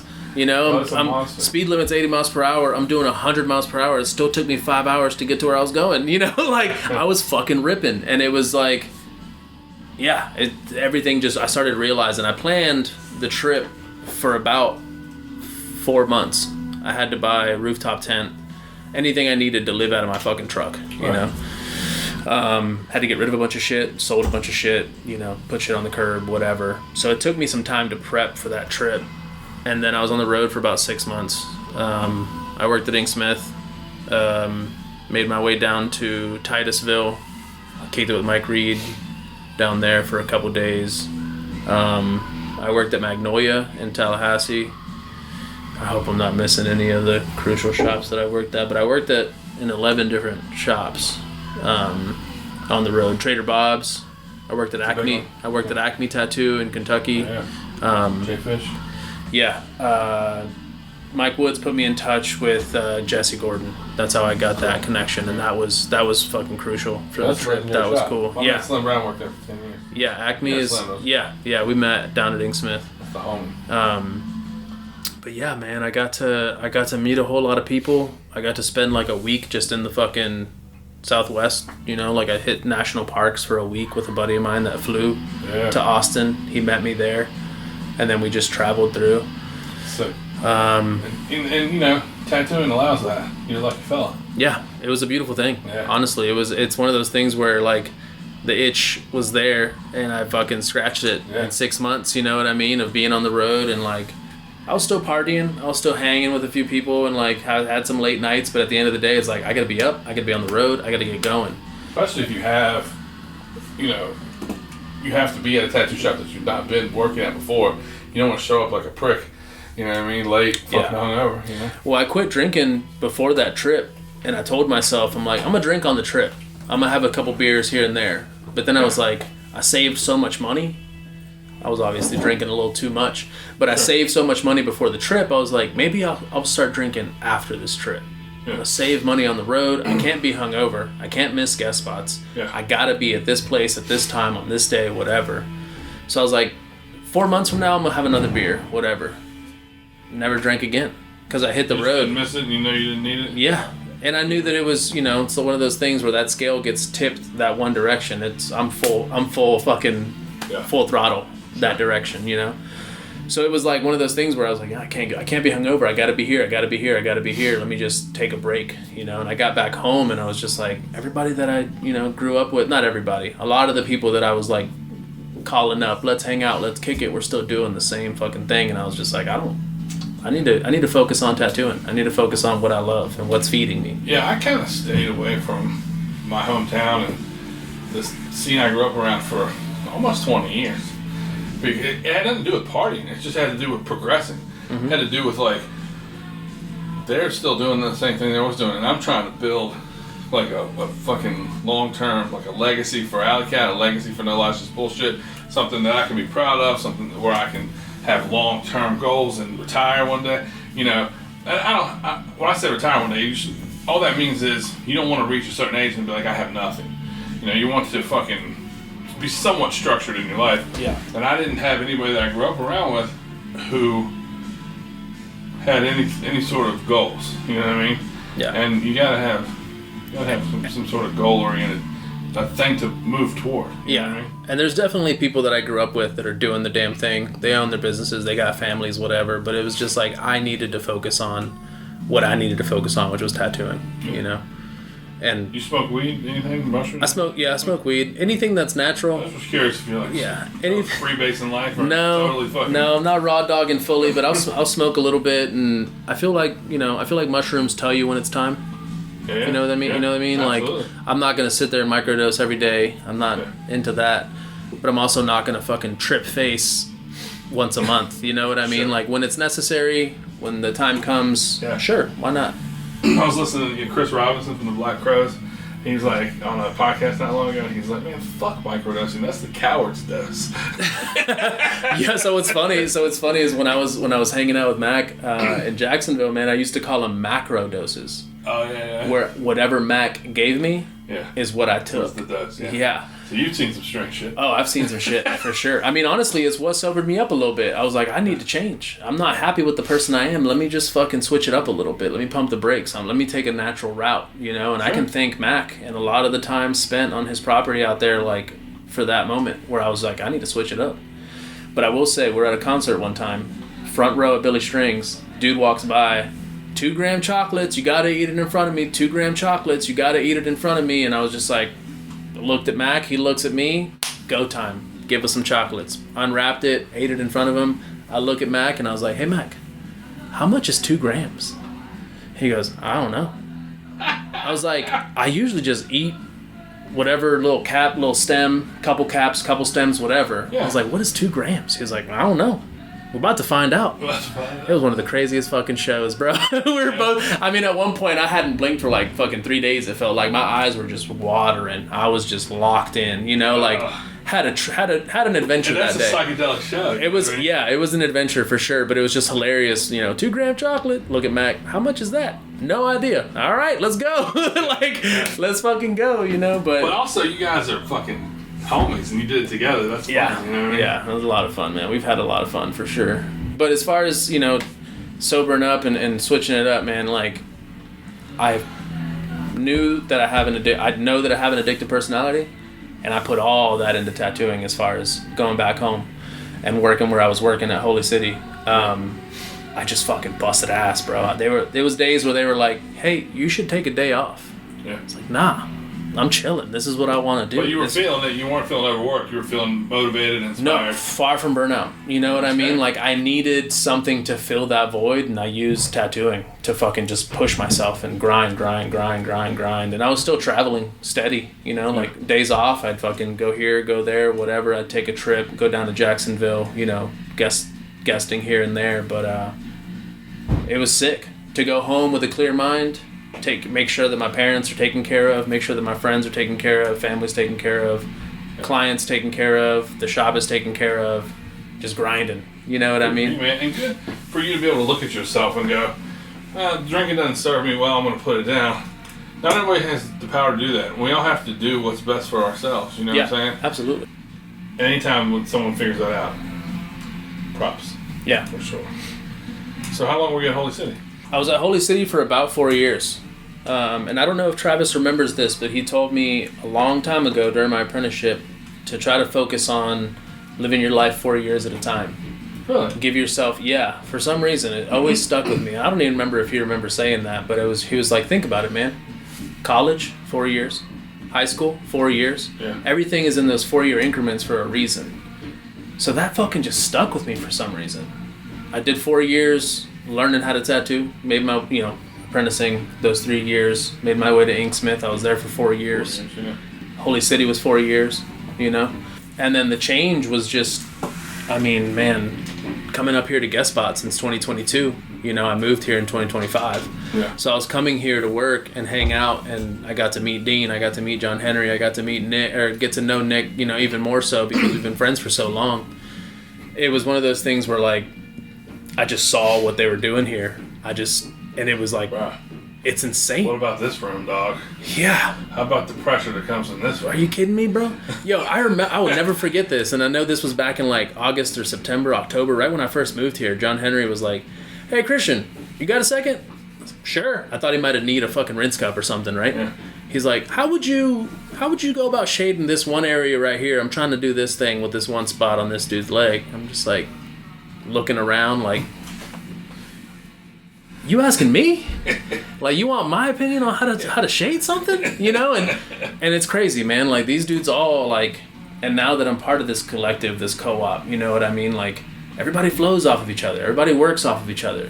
Nick does a painting. I'm like, fuck, I gotta get on it, you know? Yeah. I've seen Dean do a rough sketch for that praying mantis out there. Yeah.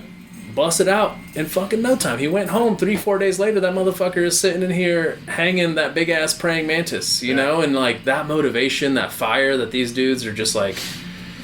It's nice to be in a place that feels cozy and warm, you know. Like it's nuts, dude. This place is dope. It's really cool. And, you know, I think they're really real friends with each other. They respect each other. Like, you know, I love your fucking mopping schedule, by the way. That's fucking tremendous. But, yeah, I just, I don't know. I feel like those dudes, I don't know if it's okay for me to say this, but the way Germ has chosen to walk away from tattooing, and all of them love him and don't put pressure on him, and would much rather him be happy than forcing him to choose them. You know what I mean? Yeah.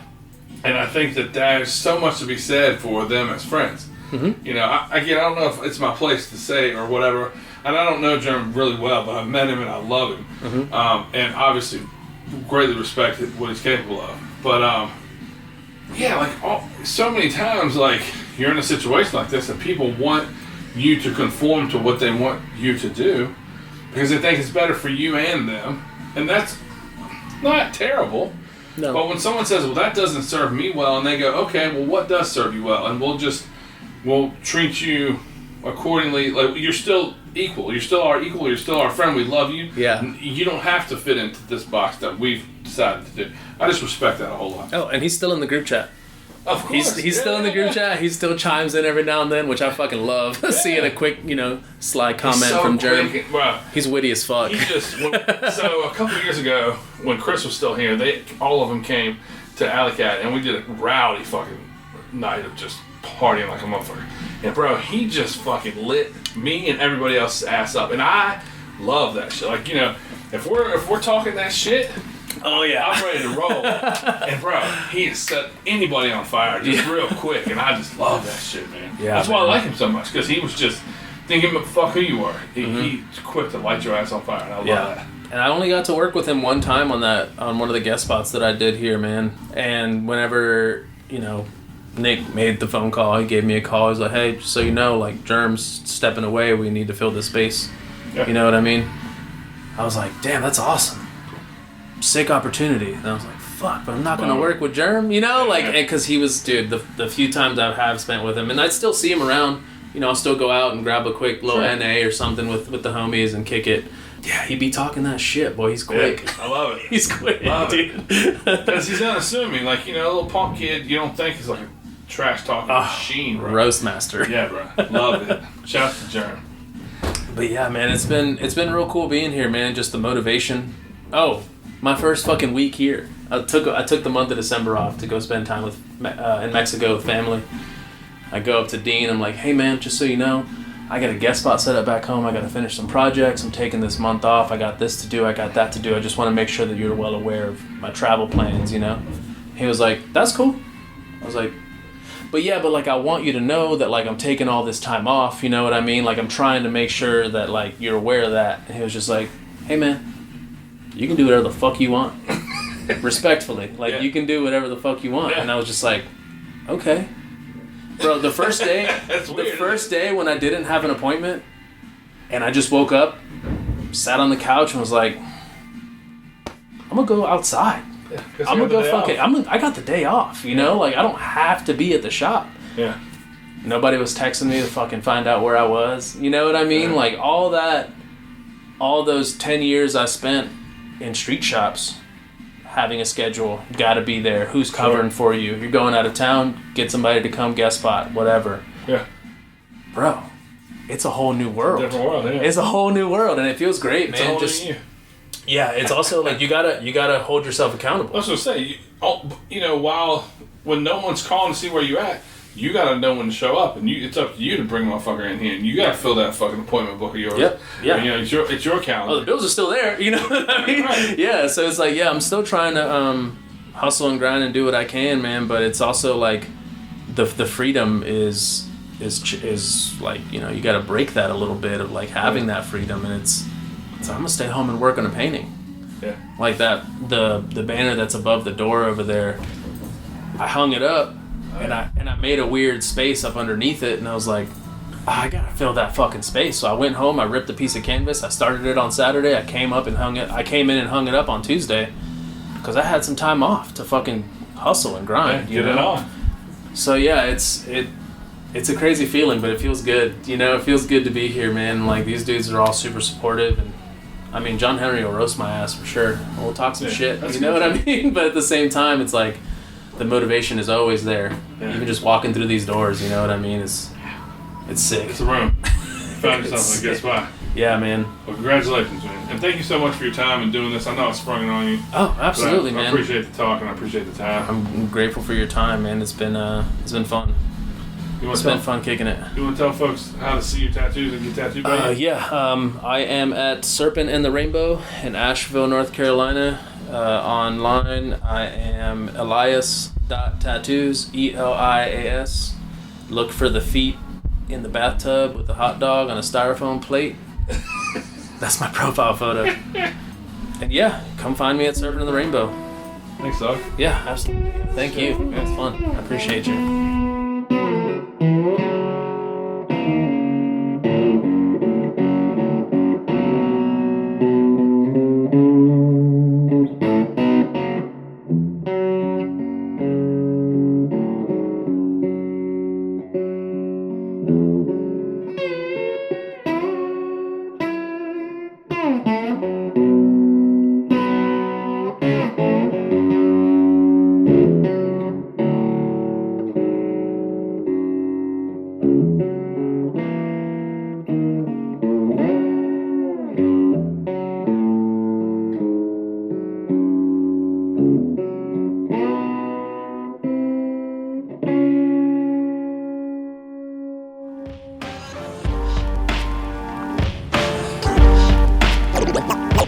No lies, just bullshit.